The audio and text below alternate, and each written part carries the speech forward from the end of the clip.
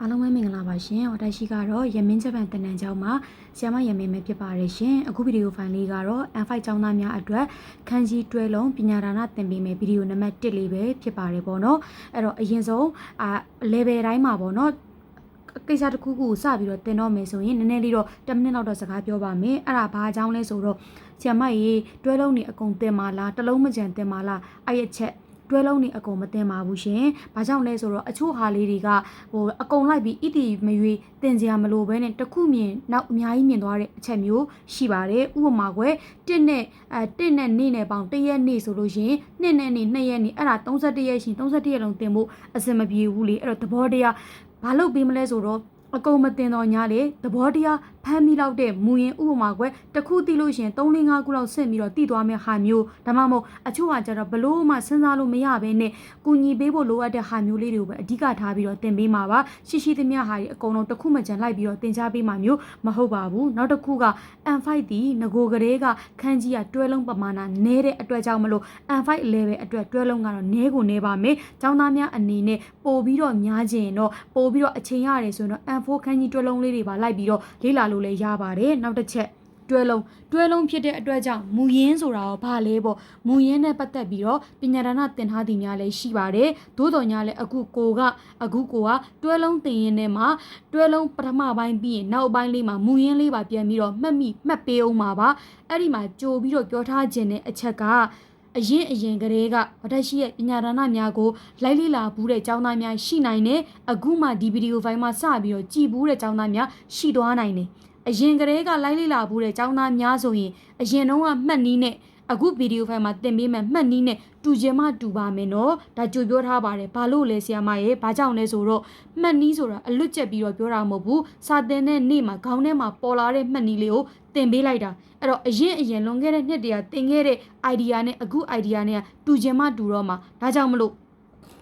တွဲလုံးကတော့အခုမှသင်ပေးမှာမလို့ပြဿနာမရှိပေမဲ့မူရင်းကိုပြန်နှွေးပေးတဲ့အခါမှာကျောင်းသားများကငကိုကလေးအိုက်ခန်းကြီးကိုယာပြီးသားဆိုရင်အဲ့မူရင်းအတွက်မှတ်နည်းကိုလိုက်မလေ့လာနေတော့အကဲလို့မရသေးဘူးဒါမှမဟုတ်အရင်မှတ်နည်းကိုပဲခေါင်းထဲမှာဆွဲနေအရင်မှတ်နည်းပဲတုံးမှတ်နည်းကအဓိကမကြောက်အဓိကရည်ရွယ်ချက်ကတက်ရှိတော့ခန်းကြီးကိုမှတ်မိသွားဖို့ပဲရည်ရွယ်တာမြန်မှတ်မိဖို့အတွက်မှတ်နည်းတွေနဲ့သင်ပေးတာကူညီပေးတာပေါ့နော်အချို့ကြတော့လေမှတ်နီးကူစရာမလိုကိုယ့်ဟာနဲ့ကိုကြက်တဲ့ကျောင်းသားများရှိတယ်လူတယောက်နဲ့တယောက်နဲ့ကမတူဘူးအချို့ကကြတော့ဆန်းစစ်ရေးကူညီပေးပါဆိုလို့အစဉ်ပြေတဲ့လူတွေရှိတယ်ဆိုလို့အဲကျောင်းသားများအတွက်ဆက်ပြီးတော့ကူညီပေးတာမှတ်နီးမတူရင်စိတ်မရှုပ်သွားနဲ့ကိုယ်ကောင်းထဲမှာဆွဲနေတဲ့မှတ်နီးနဲ့ပဲမှတ်နီးမလိုတော့လောက်အောင်အလွတ်ရပြီးသားဆိုရင်အဲ့ဒါဒီအာမကိုနေတော့ဒါကတော့ပထမဆုံးသင်မဲ့ဖိုင်မလို့ပြောပြရတာပေါ့နော်ဗီဒီယိုဖိုင်တော့တွဲလုံးအတွက် N5 အတွက်တွဲလုံးဗီဒီယိုဖိုင်ကတော့နည်းပါမယ်ငကိုတွေက5ကဗာလဲခန်းကြီးအရေးအတွက်ကလည်းအနည်းတွဲလုံးကလည်းနည်းတာမလို့ပါနော်ကြဒါဆိုစကြည့်ပါမယ်နံပါတ်1ခန်းကြီးလေးပြီးတော့အမသင်ရင်းထဲမှာလေ idea လေးပါထည့်ပြောသွားမယ်နော်လက်ရှိသင်တဲ့ကိုရွေးထားတဲ့တစ်ဖိုင်မှာ10လုံးရွေးထားတယ်အဲ့10လုံးသင်ရင်းထဲမှာ idea လေးပါပြောပေးသွားမယ် idea ကိုကိုဘာနဲ့ကိုဒါဆိုကိုမပြောလဲအချို့စကားလုံးဟဲ့ဒီလိုတွေးလို့ရပါလားကိုဘာနဲ့ကိုတွေးတတ်လာလေစားကြက်ရတာပိုလွယ်လာတယ်လေပုံမှတ်မိမယ်ကို idea နဲ့ကိုသုံးရင်ပုံမှတ်မိတတ်ပါတယ်နော်ဆီယာမလုပ်တဲ့လူကသင်ပေးတာတဲ့ဒါဆိုစပြောပါပြီနံပါတ်1ခန်းကြီးကပိတ်ရက်တယ်ကျောင်းသားများအနေနဲ့တွဲလုံးဗီဒီယိုဖိုင်ကိုကြည့်တဲ့ကျောင်းသားများကမူရင်းကိုမှတ်မိမယ်ဆိုရင်ဒီမူရင်းခန်းကြီးရဲ့အဓိပ္ပာယ်ကဒီတစ်လုံးလေးကတွဲလုံးဆိုတာကမူရင်းအနည်းဆုံး2လုံး3လုံး4လုံးအဲ့လိုတွေပေါင်းဆက်ထားတာသူ့ရဲ့မူရင်းအဓိပ္ပာယ်ကအနားယူတာလေဒီ10လုံးအခြေခံပြီးအတွေးလေး idea လေးယူပါနော်ဒီ10ခုကနေမှ idea ယူသွားပါနော်ဒါလေးက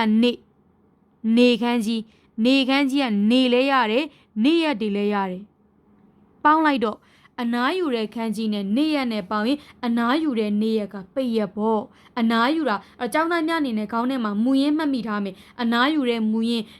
နေရက်ခန်းကြီးကိုမူရင်းမှတ်မိထားရင်တွဲလုံးမြင်တဲ့ကအော်ဒီလိုပါလားပေါ့ဆိုလိုတာကမဖြစ်မနေကြည့်ရမယ့်ခန်းကြီးတွဲလုံးလေးရှိတယ်ဒီလိုမျိုးလေးမှတ်လို့ရတဲ့တွဲလုံးလေးရှိတော့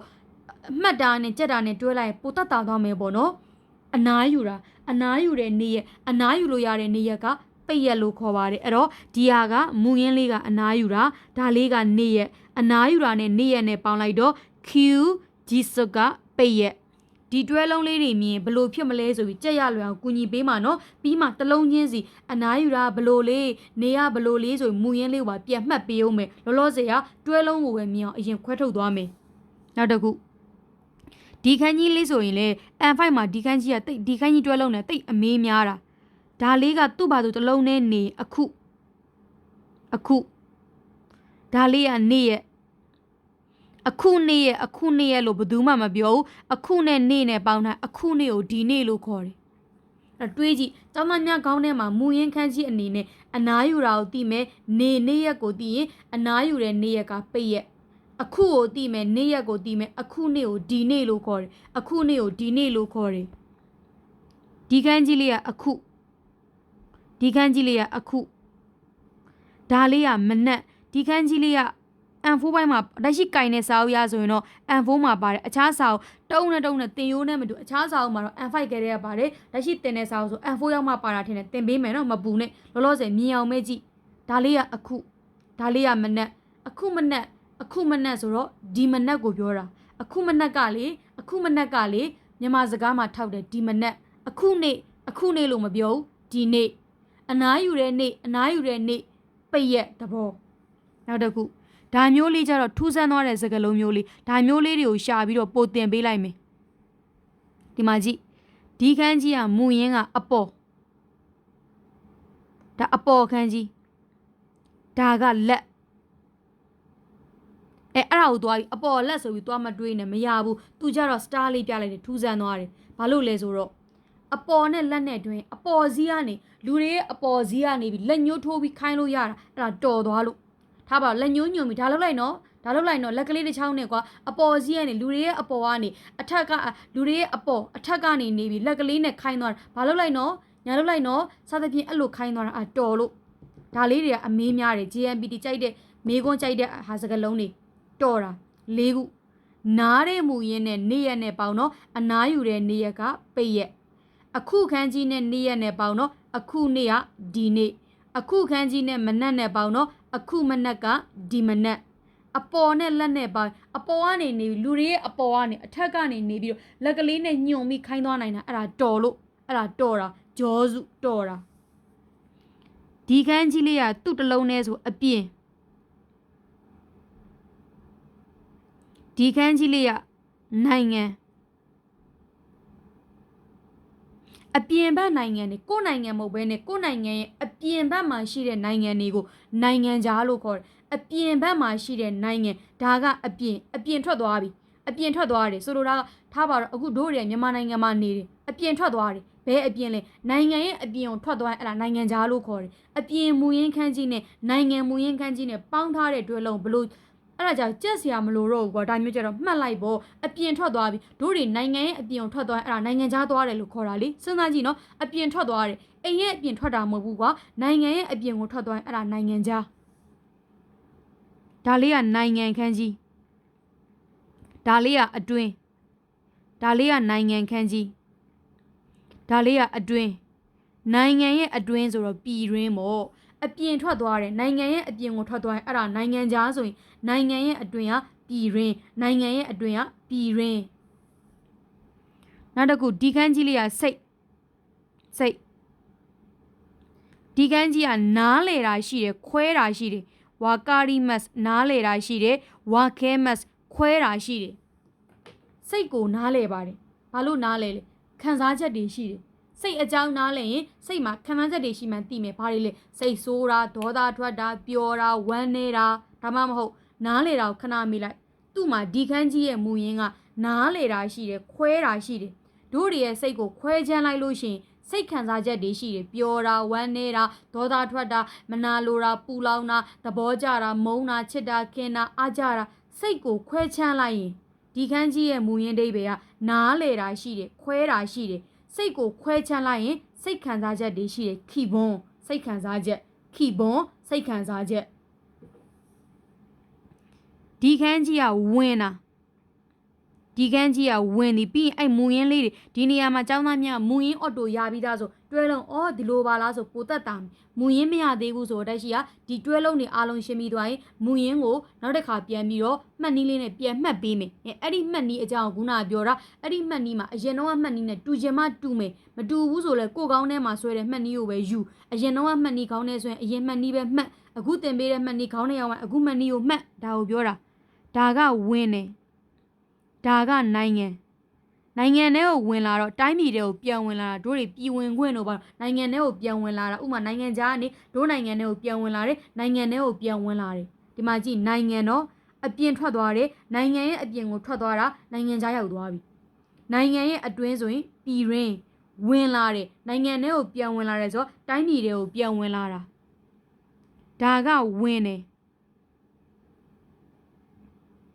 ဒါကလေ့လာတယ်တင်ယူလေ့လာတယ်ဝင်တယ်တင်ယူလေ့လာဖို့အတွက်လေ့လာတင်ယူဖို့အတွက်ဝင်တာကျောင်းဝင်တာကျောင်းတက်တာကိုပြောတာဝင်တယ်တင်ယူလေ့လာဖို့အတွက်ဝင်တာကျောင်းဝင်တာကျောင်းထဲကိုဝင်တာဆိုကျောင်းစားတက်တာကိုပြောတာ new ကခုကျောင်းစားတက်တာကျောင်းဝင်ခွင့်အခန်းအနားတို့ပါတော့ကျောင်းဝင်တယ်ကျောင်းတက်တာကိုပြောတာဒါကကြီးတာကြီးတော့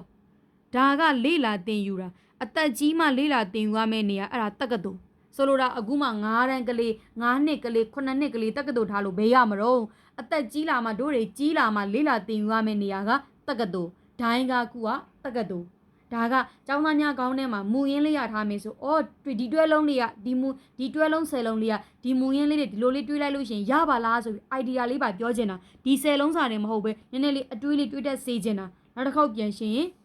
နားတဲ့မူရင်းနဲ့နေ့နဲ့ပေါင်းရင်နားတဲ့နေ့ကပိတ်ရက်အခုနဲ့နေ့နဲ့ပေါင်းရင်အခုနေ့ကိုဒီနေ့အခုနဲ့မနက်နဲ့ပေါင်းရင်အခုမနက်ကိုဒီမနက်အပေါ်နဲ့လက်နဲ့ပေါင်းရင်အပေါ်စီးကနေလူတွေရဲ့အထက်ကနေလက်ညှိုးထိုးပြီးခိုင်းလို့ရတာအဲ့ဒါတော်သွားလို့အပြင်နဲ့နိုင်ငံနဲ့ပေါင်းရင်အပြင်ဘက်ကိုထွက်သွားပြီနိုင်ငံရဲ့အပြင်ဘက်ကိုထွက်သွားရင်အဲ့ဒါနိုင်ငံခြားရောက်သွားပြီနိုင်ငံနဲ့အတွင်းနဲ့ပေါင်းရင်အဲ့ဒါနိုင်ငံတွင်း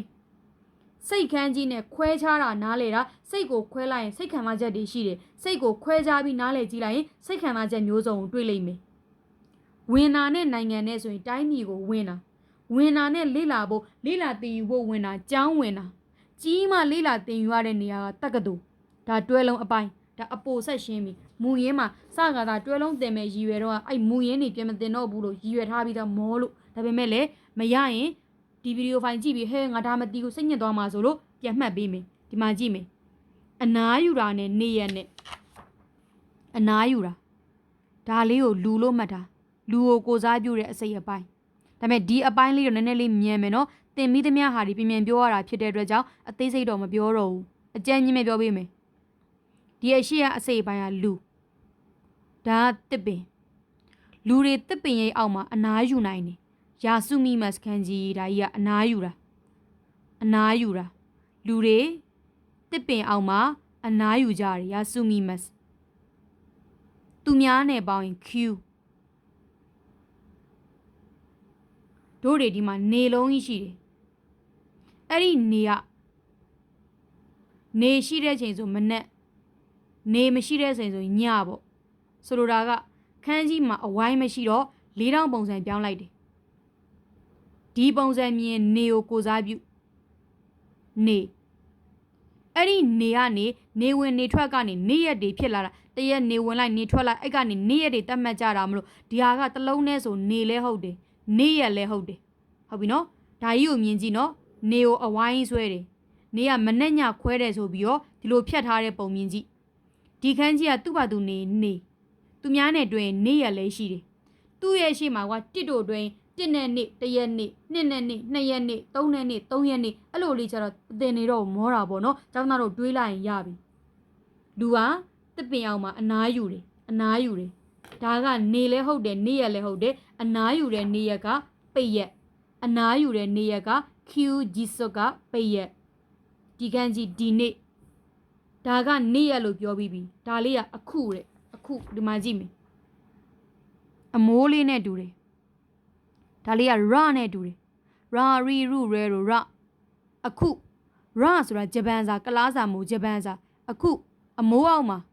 ဂျပန်စာတွေတင်တာအခုအိမ်အမိုးအောက်မှာတရှိကွင်းမြင်ထဲမှာထိုင်တာမဟုတ်ဘူးအမိုးအောက်မှာထိုင်နေတာအခုတင်နေကအင်္ဂလိပ်စာတင်တာမဟုတ်ဂျပန်စာတင်တာရာရီရုရဲတို့စသဖြင့်အဲ့တော့အမိုးအောက်မှာဂျပန်စာတွေတင်နေတာအခုတင်နေတာအခုအိခန်းကျအိမအခုခန်းကြီး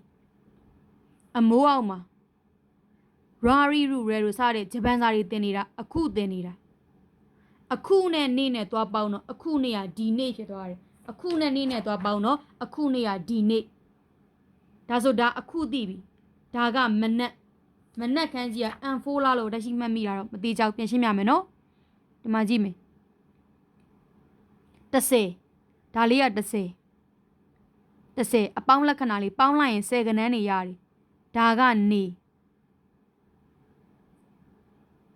ဒီပုံစံလေးမနက်ခန်းကြီးလေး54ခန်းကြီး challenge တွေတင်ထားတာရှိတယ်အဲ့မှာမူရင်းတွေပြန်နှွေးလို့ရတယ်နော်ဒါလေးကိုတစ်ဆင့်ချင်းရှင်းပြမယ်ဒါလေးကိုဒါမနက်ခန်းကြီးတစ်ဆင့်ချင်းရှင်းပြရင်ဒီနားလေးကိုအရင်မြင်လိုက်မယ်ဒီနားလေးကစောတယ်ဆိုတဲ့အဓိပ္ပာယ်ရှိတယ်ဒါနေဒါ30ဒါနေဒါ30မနက်10နာရီမထိုးခင်နေထွက်လာတဲ့အချိန်10နာရီမထိုးခင်ဆိုခွန်8 9အဲ့အချိန်ကစောသေးတယ်အဲ့ဒါစောတော့အဲ့ဒါဟာယာကြီးအဲ့အပိုင်းအထိဆိုဟာယာကြီးနေထွက်လာပြီ10နာရီမတိုင်ခင်နေထွက်ခါစားအချိန်ကိုစောတယ်လို့ခေါ်တယ်ဒါစောတာကိုအခုပြောချင်တာမနက်ဆိုတာ10နာရီလောက်ထိပဲခေါ်လို့ကောင်းတယ်17 12ဆိုနေ့လည်ဖြစ်သွားပြီမနက်ဆိုတာတစ်နေ့တာလုံးမှာစောသေးတယ်စောတယ်မနက်စောတယ်ပြီးတော့လလေးပြောင်းဝင်ကားစားအချိန်ဒါလအစိတ်အပိုင်းလလေးပြောင်းဝင်ကားစားအချိန်ပြန်ပြောမယ်နော်မနက်ဆိုတာဘယ်အချိန်လောက်ထိကိုမနက်လို့ခေါ်လဲဆိုရင်10နာရီလောက်ထိကိုမနက်လို့ခေါ်တယ်ဒါဆိုစောတာပေါ့မနက်ဆိုတာစောတယ်ခုနကမှနှွေးပေးလိုက်တဲ့စောတဲ့ခန်းကြီးဘလောက်စောလဲဆိုအခုမှလပြောင်းဝင်ကားစားအချိန်ဒါလခန်းကြီးဒါကိုမနက်လို့ခေါ်တယ်ဒါဆိုဒီတွဲလုံးအခုနဲ့မနက်နဲ့ပေါင်းရင်အခုမနက်ကိုခေစဒီမနက်လို့မှတ်လိုက်ခေစဒီမနက်အပေါ်ရဲ့လက်ရဲ့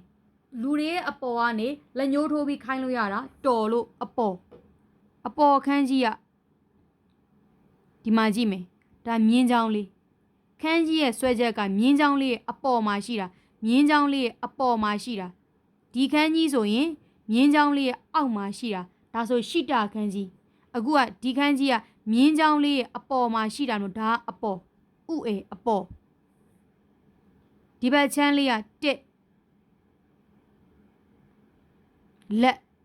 လက်ကိုဘယ်လိုမှတ်ပေးရင်ကောင်းမလဲဆိုတော့ချိဒါရှိလို့ခတာခဏချိကိုတွေးကြည့်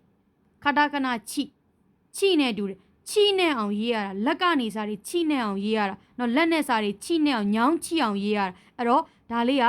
ချိလေးနဲ့ဆင်တယ်လက်ခန်းကြီးကမှတ်နီးမတူဘူးနော်အခုမှအစ်စ်ပြောတာနော်အရင်ကတည်းကမှတ်မိတဲ့လူတွေဆိုကိုယ့်ဘာနဲ့ကိုမှတ်တော့နော်ဒါအခုမှပြန်မှတ်မဲ့လူတွေအတွက်ခတာခဏချိလေးမြင်ဘူးတယ်မလားချိအဲ့တော့ချိနဲ့အောင်စားတွေရေးရလက်နဲ့ရေးရချိလေးနဲ့ဆင်တဲ့ခန်းကြီးကလက်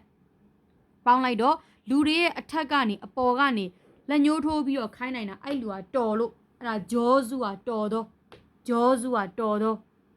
မြင်ကြည့်နော်လက်ခန်းကြီးကိုအရင်တုန်းကလည်းမကြည့်ဘူးအခုမှနှွေးမယ်ဆိုရင်အမြန်ပြောလို့ရအောင်အရင်မှတ်နည်းနဲ့မတူဘူးနော်အရင်ကတည်းကကြည့်ဘူးတဲ့ចောင်းသားတွေဆိုမှတ်နည်းမတူဘူးနော်အမတေချာပြောတယ်နော်ခတာခဏချိလေးတော့ចောင်းသားများတိလောက်ပဲခန်းကြီးရောက်မှာတော့ခတာခဏချိနဲ့အောင်စာတွေရေးရတာလက်နဲ့ရေးတာချိလေးနဲ့တူတဲ့ခန်းကြီးလေးကိုလက်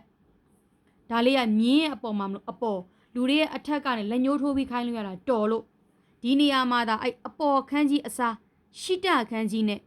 လက်နဲ့တွင်အဲ့ဒါဟေတဖြစ်သွားမယ်ညံ့တော့လူတွေရဲ့အောက်ကနေလက်ညှိုးထိုးပြီးတော့လူတွေရဲ့အောက်မှာနေပြီးတော့လက်တွဲထိုးပြီးခိုင်းသမျှခံရတာဟေတညံ့သွားလို့အပေါ်ကနေလူတွေရဲ့အပေါ်အထက်ကနေလက်ညှိုးထိုးပြီးခိုင်းတာဂျောစုကတော်တာဒါလေးကအောက်ခန်းကြီးမြင်းလေးရဲ့အောက်မလို့လူတွေရဲ့အောက်မှာနေပြီးလက်ညှိုးထိုးပြီးခိုင်းခံရတာဟေတညံ့လို့ဒါလေးဂိုင်းခိုခုကနိုင်ငံခြားအပြင်ထွက်သွားတယ်နိုင်ငံရဲ့အပြင်ကိုထွက်နိုင်ငံခြားအဲ့မူရင်းတွေပါပြန်ပြောရင်တကယ်နှစ်ဆပင်ပန်းနဲ့နှစ်ဆအလုပ်လုပ်ရတယ်လို့ပေါ့နော်ဒါပေမဲ့စူးစမ်းပြီးတော့ရှင်းပါတယ်နားမလည်တော့ပြန်ပြီးရစ်ပြီးတော့ကြည့်လိုက်နော်အခုတင်မဲ့ခန်းကြီးကအပြင်ဒါလေးကခတာခဏရဲ့တဒါလေးကခတာခဏရဲ့တို့ဒီခန်းကြီးကစွတ်တူအပြင်ဘက်တွေးကြည့်မယ်တခါလာလဲကို့နာမည်ပဲတခါလာလဲကို့နာမည်ပဲတနေ့ကို့ပဲတလာခိုင်းကျင်တော့တနေတော့အားနေကို့ပဲလာတနေတော့ကိုပဲခိုင်းခံရတာစိတ်ကတိုးလာပြီစိတ်တိုးလာတော့အပြင်ကိုထွက်သွားတယ်အပြင်ဒီကန်းကြီးကအပြင်ခဏကို့ပဲတနေတော့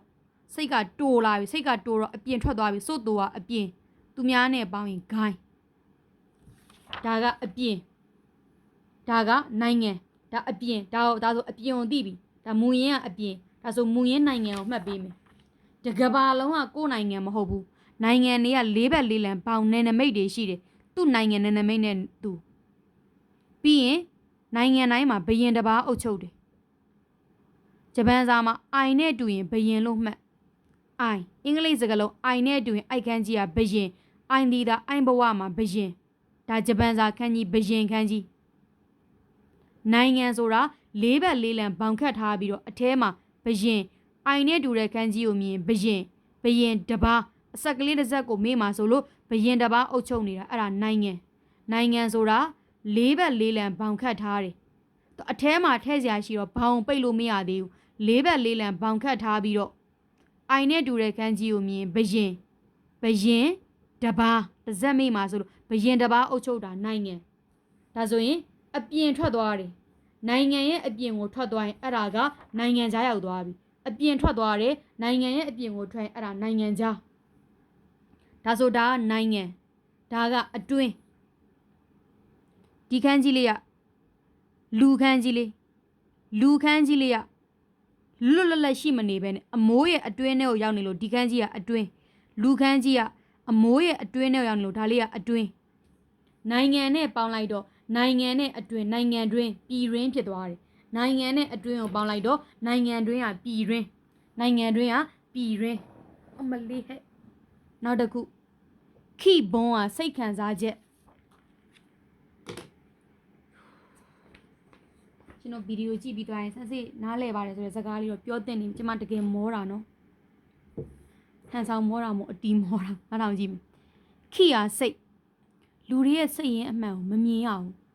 မျက်နှာပြုံးနေတိုင်းစိတ်ခံစားချက်ကောင်းနေတာမဟုတ်ဘူးစိတ်ဆိုးနေတာလည်းရှိတယ်စသဖြင့်ဥပမာလူတွေရဲ့စိတ်ရင်းအမှန်ကစကားပြောကြည့်အောင်နဲ့သိချင်မှသိမယ်ကွာဆိုတော့ဒီခန်းကြီးကိုနားလဲဖို့အတွက်စကားစာဖွဲ့နေတာဒီမှာကြည့်မယ်စိတ်ဆိုတာမမြင်ရဘူးမမြင်ရမှန်းသိကြအောင်အမိုး30မိုးလိုက်တယ်စိတ်ဆိုတာမမြင်ရဘူးမမြင်ရမှန်းသိကြအောင်အမိုး30မိုးလိုက်တယ်အမိုး30စိတ်ထဲမှာမဲ့နေလေမမြင်ရနိုင်ဘူးမဲ့ဒါမို့စိတ်ခံစားချက်ကြောင့်လူတွေကပြုံးတာခဏခဏမဲ့လေပြုံးတာမဲ့တာဖြစ်မှာဒါစိတ်ဆိုတာမမြင်ရတာမလို့မမြင်ရမှန်းသိကြအောင်အမိုး30မိုးလိုက်တယ်စိတ်ထဲမှာမဲ့နေလေကိုမြင်ချင်မှမြင်ရတာစိတ်တွေကြောင့်မဲ့ခြင်းစိတ်ခံစားချက်ကြောင့်ပြုံးတာမဲ့တာတွေဖြစ်တာဒါမဲ့စိတ်ဒါစိတ်ခိရစိတ်ခွဲတာဒါရှစ်ဒါလေးကဓာတ်ကိုစားပြုတဲ့အစိပ်ပိုင်းရှစ်ခါလောက်ဓာတ်နဲ့ခွဲလိုက်တယ်ရှစ်စိတ်လောက်ရှစ်ခါလောက်ရှစ်နဲ့ဓာတ်နဲ့ဒီကန်းကြီးကခွဲတာလည်းဟုတ်တယ်ဝါခဲမတ်ခွဲတာလည်းရှိတယ်ဝါကာရီမတ်နားလေတာလည်းရှိတယ်ရှစ်ခါလောက်ဓာတ်နဲ့ခွဲပြလိုက်မှနားလေသွားတစ်ခါတင်လဲမတက်နှစ်ခါတင်လဲမတက်ရှစ်ခါလောက်ဓာတ်နဲ့ခွဲချမ်းပြလိုက်တော့မှနားလေသွားတယ်ဒါဆိုရင်ဒါကစိတ်ကိုခွဲချမ်းကြည့်လိုက်ရင်ဘာတွေရှိလဲဆိုတော့စိတ်ခံစားချက်တွေရှိတယ်စိတ်ကိုခွဲချမ်းကြည့်လိုက်ရင်စိတ်ခံစားချက်တွေရှိတယ်ဒါကဝင်တာဒါကနိုင်ငံကိုတင်ပြီးပြီဝင်တာကိုပြန်မှတ်ပေးမယ်ဒါကလူခန်းကြီးနဲ့ဆွဲချက်ပြောင်းမြန်ဆိုအဲ့ဒါဝင်တယ်လို့မှတ်လိုက်ဒါကလူခန်းကြီးရဲ့ဆွဲချက်ပြောင်းမြန်ဆိုရင်ဝင်တာရှင်တို့တော့မသိဘူးကျမကတော့အခုဒီတစ်ခါလေးဝင်ပေါက်နဲ့ထွက်ပေါက်နဲ့မှားပြီးတော့ဝင်မိတာရှိသေးတယ်အဲ့တော့လူခန်းကြီးရဲ့ပြောင်းမြန်ဆိုရင်ဝင်တာလူတွေကအခုဝင်ပေါက်ကနေထွက်တယ်ထွက်ပေါက်ကနေဝင်တယ်လူတွေကပြောင်းမြန် exit နဲ့ဗာလဲမသိဘူးအထားပါတော့ entrance လူတွေကပြောင်းမြန်အခုဒီမှားပြီးတော့ဝင်မိသေးတယ်လူခန်းကြီးရဲ့ပြောင်းမြန်ကဝင်တာနဲ့နိုင်ငံနဲ့ပေါင်းတော့တိုင်းပြည်ကိုဝင်တယ်တိုင်းပြည်ပြန်ဝင်လာတယ်ဒါကဝင်တယ်ဒါကလေ့လာသင်ယူတာမာနာဘီမတ်ဂက်ခိုးတို့ဂက်ဆေးတို့ကဒီရလာတာလေအမိုးလေးအောက်မှာကလေးဘွားတွေကလေ့လာသင်ယူရတယ်အမိုးအောက်မှာကလေးတွေကွင်းမြေထဲမှာလေ့လာတာမဟုတ်ဘူးအမိုးလေးအောက်မှာလူကြီးဖြစ်မှလေ့လာတာမဟုတ်ဘူးကလေးဘွားတွေကလေ့လာသင်ယူတယ်ဒါကလေ့လာသင်ယူတယ်ဝင်တယ်လေ့လာသင်ယူဖို့အတွက်ဝင်တော့ကျောင်းဝင်တယ်နိုင်ငံကိုဝင်တော့တိုင်းပြည်ဝင်တယ်ဒါကကြီးတာ မျက်လုံးထဲမှာလက်ကားရခြေကားလုံနေတဲ့ပုံမြင်လိုက်လက်ကားရခြေကားလုံနေလူရအကြီးဖြစ်သွားတယ်ကြီးမှလေးလာတင်ယူရတဲ့နေရာကတက္ကသိုလ်လို့မှတ်လိုက်ကြီးမှလေးလာတင်ယူရတဲ့နေရာကတက္ကသိုလ်ဒီနေရာမှာမူရင်းရပြီးသားမူရင်းထက်မပြောရင်တော့အများကြီးအချိန်ပိုတက်တာတာပေါ့နော်ပြကြည့်တဲ့ကျောင်းသားများမူရင်းမေ့နေတယ်ဆိတ်ရှုပ်သွားမှာဆိုလို့ပြန်တော့ပြောထားတယ်သို့တော်ညာလေးတွဲလုံးလည်းပြောရတယ်မူရင်းလည်းပြောရတယ်ဆိုတော့အများကြီးကိုတခါတည်းပြောတော့လေအရန်တော့အသေးစိတ်မနိုင်ဘူးတက်နိုင်တယ်များတော့အချိန်နဲ့မြန်ထားပါတယ်ထက်ကပြန်ကြည့်လိုက်ပါနော်ဒါရှိမောသွားပြီလို့ထပ်မရှင်းနိုင်တော့ပါဘူးဒါလေးကဗီဒီယို1ပါ